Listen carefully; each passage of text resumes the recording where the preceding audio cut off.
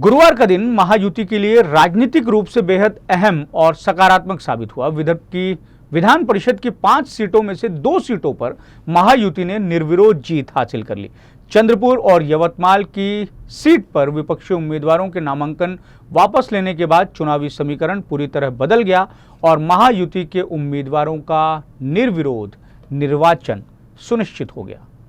महाराष्ट्र विधान परिषद चुनाव की 17 सीटों पर चुनाव प्रक्रिया जारी है, जिसमें विदर्भ की नागपुर, गोंदिया, भंडारा, चंद्रपुर, यवतमाल और अमरावती की सीटें भी शामिल हैं। 1 जून को नामांकन का आखिरी दिन था, वहीं 4 जून को नामांकन वापस लेने का आखिरी दिन। चुनाव में महाविकास आघाड़ी ने जहां 5 सीटों पर अपने उम्मीदवार उतारे थे, वहीं टिकट नहीं मिलने पर भाजपा सहित महायुति के कई नेता निर्दलीय अब भी ताल ठोक रहे थे। भाजपा के तमाम बड़े नेता एक तरफ जहां कांग्रेस से चुनाव निर्विरोध करवाने का आह्वान कर रहे थे, वहीं अपने बागियों को भी लगातार भाजपा समझा रही थी। भाजपा का ये प्रयास नामांकन वापस लेने के आखिरी दिन तक चलता रहा। सबसे बड़ी सफलता भाजपा को चंद्रपुर, वर्धा, गढ़चिरौली स्थानीय स्वराज्य संस्था निर्वाचन क्षेत्र में मिली, जहां कांग्रेस उम्मीदवार शैलेश अग्रवाल ने अपना नामांकन वापस ले लिया। संख्या बल का हवाला देते हुए अग्रवाल ने अपना नामांकन वापस लिया।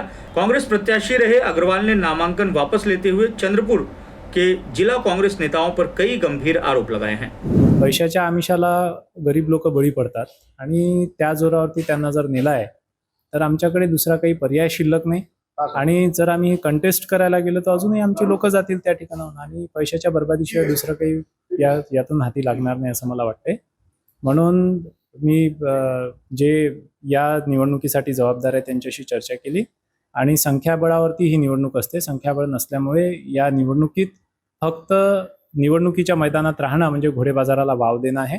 म्हणून सत्सद विवेक बुद्धीने मला असं वाटते की या निवडणुकीतून माघार घेतल्याशिवाय दूसरा काही पर्याय आमच्या समोर शिल्लक राहिलेला नाही। मुख्य विरोधी के चुनाव से हटने के बाद भाजपा प्रत्याशी अरुण लखानी निर्विरोध चुनाव जीत गए। लखानी के जीतने का ऐलान होते ही भाजपा सहित समर्थकों में जोरदार जश्न मनाया गया। नागपुर स्थित लखानी के आवास पर ढोल नगाड़ों के साथ जीत का जश्न मनाया गया।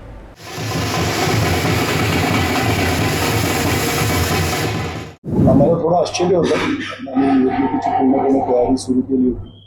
आज आमदार आणि खासदारांची बैठक झाली 11 वाजता, त्यानंतर हे डिक्लेअर झालं। महायुति को दूसरी बड़ी सफलता यवतमाल विधान परिषद सीट पर मिली। इस सीट पर 3 नेताओं ने नामांकन दाखिल किए थे, जिसमें शिवसेना उम्मीदवार दुष्यंत चतुर्वेदी, कांग्रेस के साहेबराव कामले और भाजपा के बागी नितिन भूतड़ा मैदान में थे।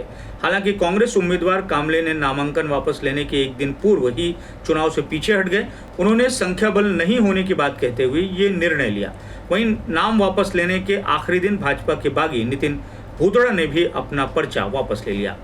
आर्थिकदृष्ट्या आहे आणि मी मागासवर्गीय माणूस आहे, तरी पण मी निवडणूक लढवायला तयार होतो, पण संख्याबळ पुरेशी नसल्या कारणाने मी माझा उमेदवारी मागे घेत आहे। मी चौकटीत काम करणारा कार्यकर्ता आहे। पार्टी जे निर्देश देते त्या निर्देशाप्रमाणे काम करणं हे माझं कर्तव्य आहे। पार्टीने निर्देश दिले की आपण नामनिर्देशन पत्र मागे घ्या, मी नामनिर्देशन पत्र मागे घ्या। चुनाव में कांग्रेस समेत तीनों उम्मीदवारों द्वारा नाम वापस लेने के बाद शिवसेना प्रत्याशी दुष्यंत चतुर्वेदी निर्विरोध चुनाव जीत गए।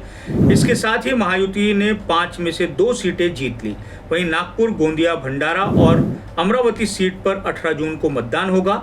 वहां 21 जून को चुनावी नतीजे आएंगे। हालांकि नगर सेवकों का आंकड़ा देखते हुए महायुति महाविकास आघाड़ी से मजबूत है, लेकिन देखना होगा कि चुनाव एक तरफ होगा या विपक्षी उम्मीदवार कड़ी टक्कर देते हुए दिखाई देंगे।